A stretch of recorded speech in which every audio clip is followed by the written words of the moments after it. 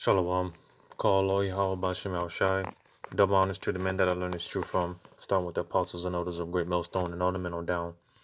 Yahweh Bashem Al Shai Brakatham to the hopefully elect. And just back with the continuation, dealing with the four horsemen spoken about in Revelations, the sixth chapter, or the four apocalyptic horsemen, or the four seals. So, yeah, we already went over the white horse. Went over the red horse, white horse.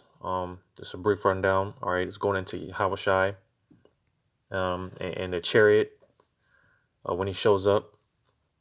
All right, to reclaim and establish, um, the kingdom on this earth. All right, to establish the kingdom on this earth and take Esau Edom out of this, out of his power seat. All right, because he's been given a time to rule. All right, as the scriptures say. Um, the bounds he's been given a bound that he can't cross. All right, not a second millisecond over. All right, and that's going into the red horse. All right, which again went over. Just like about that. The red horse being the Esau Edom, which because he's a lot of times you hear us refer to Esau as the so-called white man because he's not white. All right, white in the Bible represents a lot of times often associated with righteousness and purity. All right, and he being in the mindset of that the godlike mindset that Esau has. All right, proclaiming himself to be righteous. He proclaims himself and exalts himself as the Most High. All right, so this is why again, because that's that title of being white. All right, it's a self-proclaimed title. All right, but in fact, because again, he's not white. He's red. You know, the red Hebrew Edomites. All right, their blood shows forth through their translucent skin. All right, because they have no pigmentation in their skin.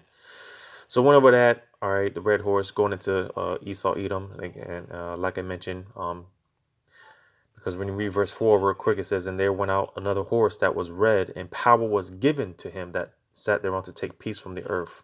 All right, so he was given power. He was given the blessings of the heaven, Slakia. He was given the dew of heaven, the blessing of the sword and things of that nature to take power, to take peace from the earth and things of that nature.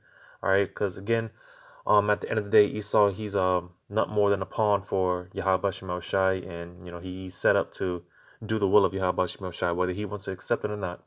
Right. So with that, I'm going to go ahead and go into the third seal, or the third horseman, which would be the black horse. Here in Revelation 6, starting at verse 5, it says, "And when he had opened the third seal, I heard the third beast saying, Come and see. And I beheld, and lo, a black horse.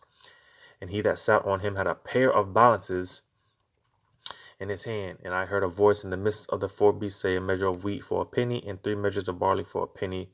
And see thou hurt not the oil and the wine." All right. Um. So yeah. Or what's going into? What's this black horse going into? Well, um, just first I'm gonna say it's pretty much just going into slavery. All right. Real quick, I want to get this definition here. This balance, the balances. All right, this black horse given the a pair of balances. Strong's G 2218 Zugas. Zugas. Zugas or zygos, right? And when again you look up the definition, it says a yoke that is put on draught cattle, but for use of any burden or bondage, as that of slavery. So you see, again, because well, let me read it out. It says of troublesome laws imposed on one, especially of the Mosaic law. Hence, the name is so transferred to the commands of Hamashiach, as to contrast them with the commands of the Pharisees, which were a veritable yoke. Yet even Hamashiach's commands must be submitted to, though easier to be kept, a balanced pair of scales. All right, but basically, again, these balances going into yoke or slavery, as it read here. All right, and again, this black horse, that's exactly that's what it's going into, slavery for the so-called blacks, Hispanics, and American Indians. All right, because when you go through the curses, man. Where's that? Deuteronomy 28. Because again, remember the this yoke, the balances goes into the yoke, right? So let me look for this real quick. Where would that be? I think that would be somewhere in the 40s. Deuteronomy 28. Let me run through this.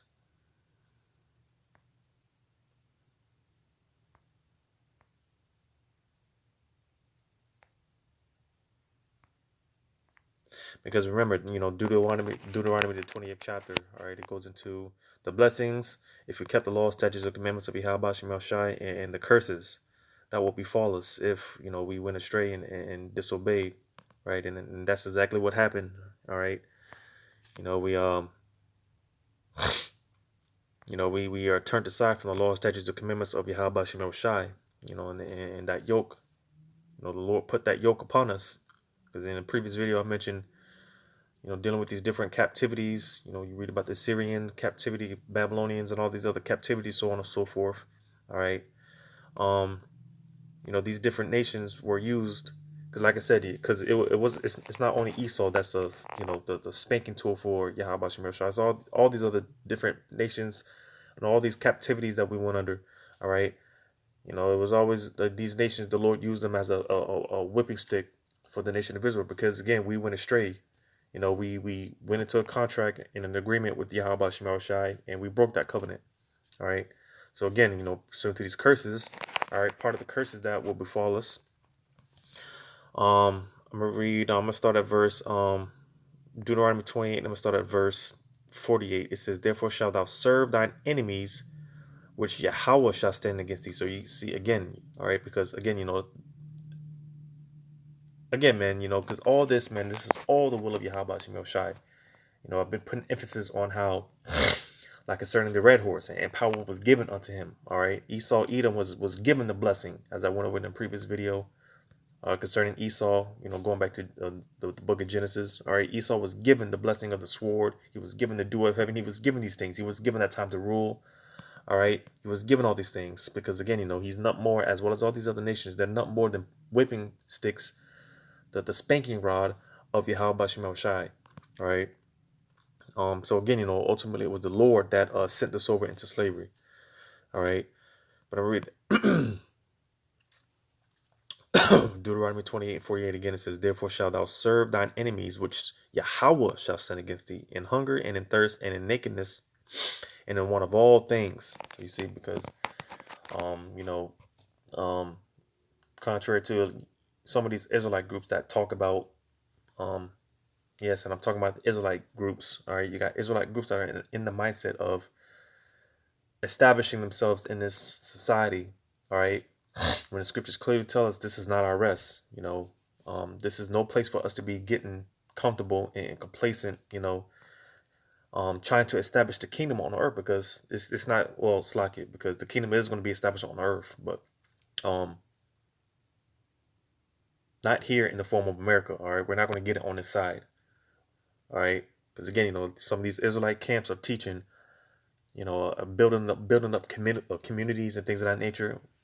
All right, and again, that's just it doesn't make any sense. All right, because even with that, let's say you do establish yourself, and you get your own community and things of that nature.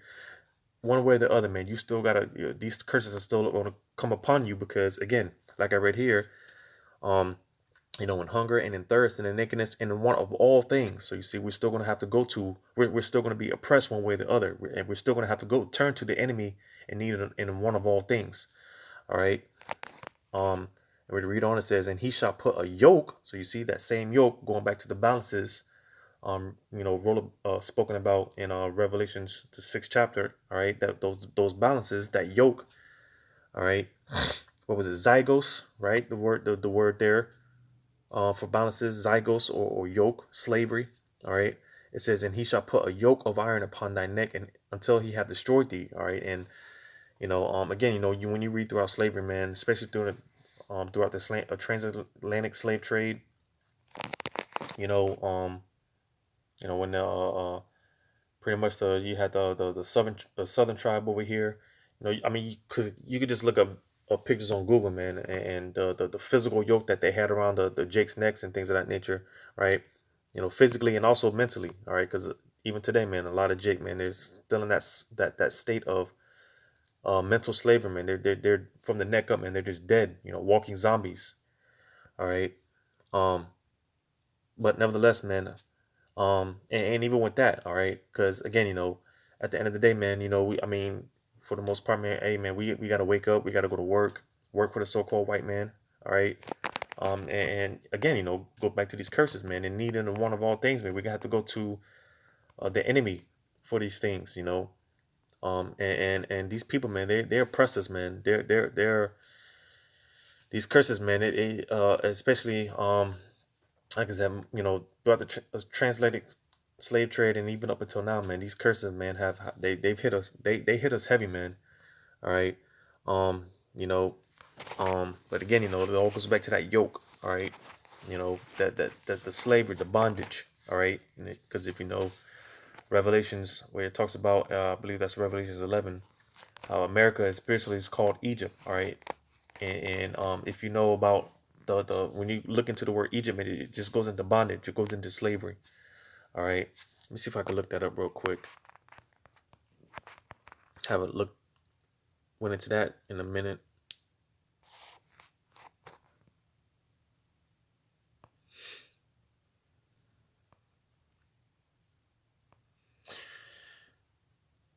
Because yeah, man, because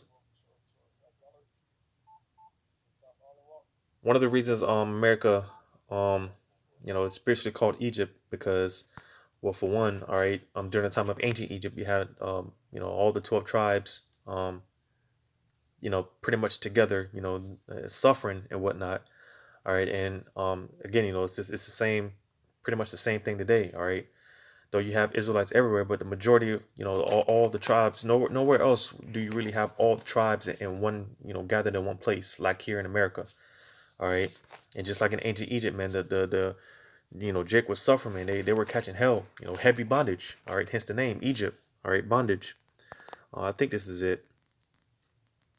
Exodus 22. That should be it. Exodus 22, it says, I am Yahweh thy power, which have brought thee out of the land of Egypt, out of the house of bondage. So you see, which again, just goes into slavery. All right, because during the time of the ancient Egypt, we were, I mean, we suffered heavy afflictions, and the Israelites, crying out to the Heavenly Father, you know. But unlike ancient Egypt, during in modern day, like right now, all right, all of Israel is not gonna cry out. Only the elect are gonna seek Yahweh Shemel Shai while he may be found. Only the elect are crying out to Yahweh Shemel Shai to be delivered.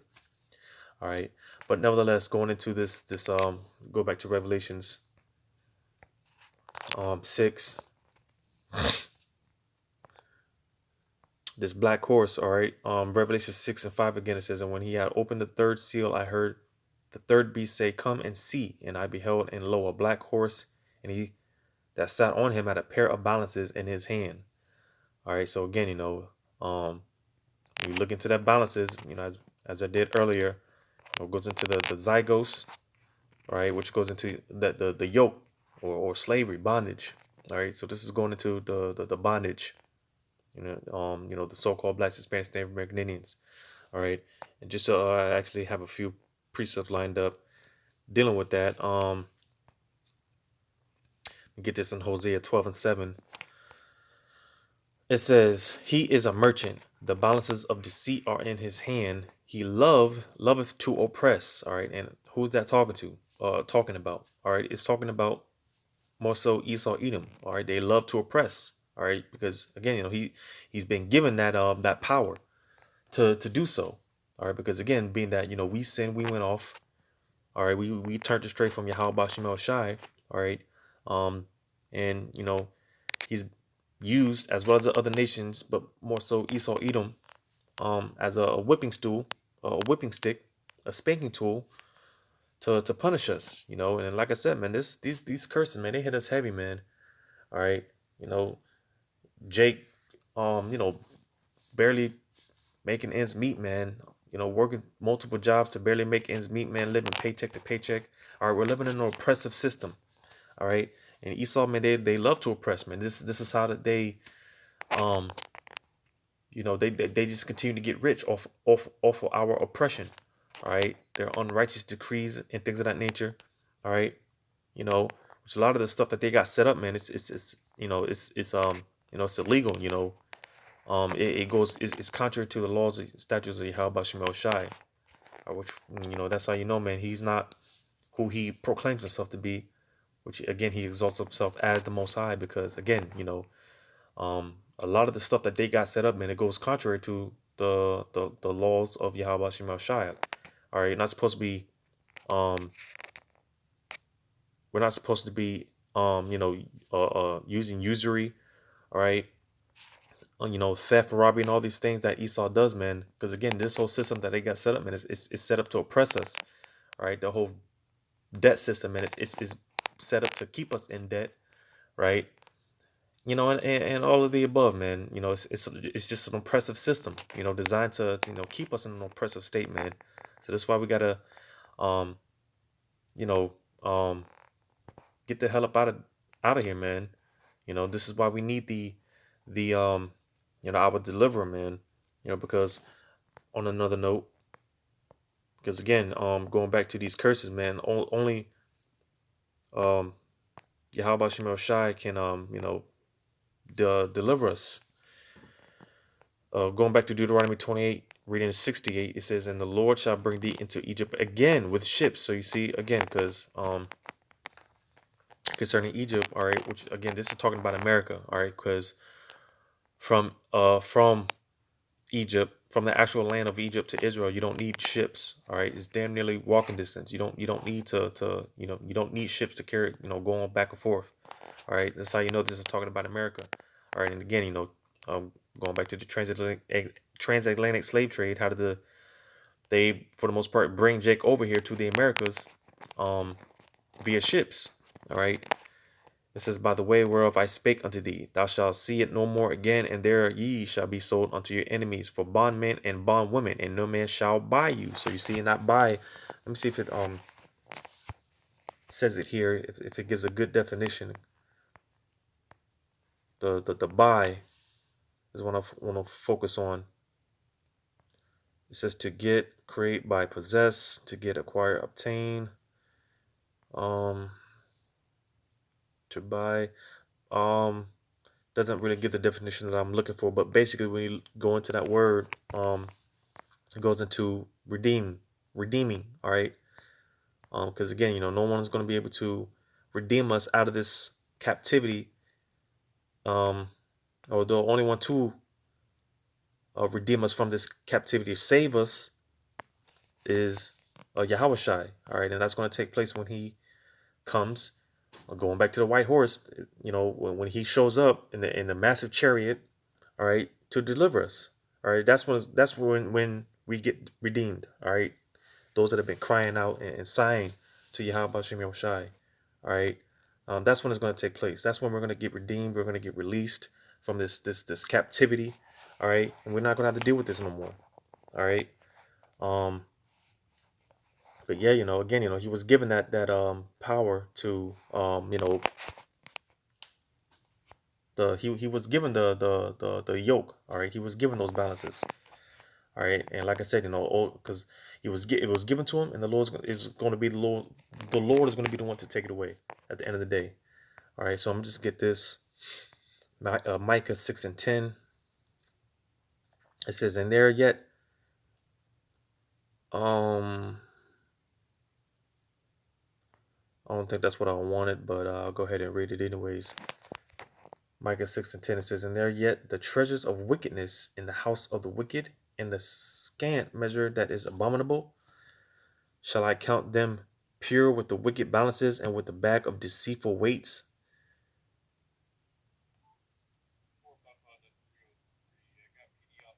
For the rich men thereof are full of violence." All right, and again, who has all the riches, the wealth and resources?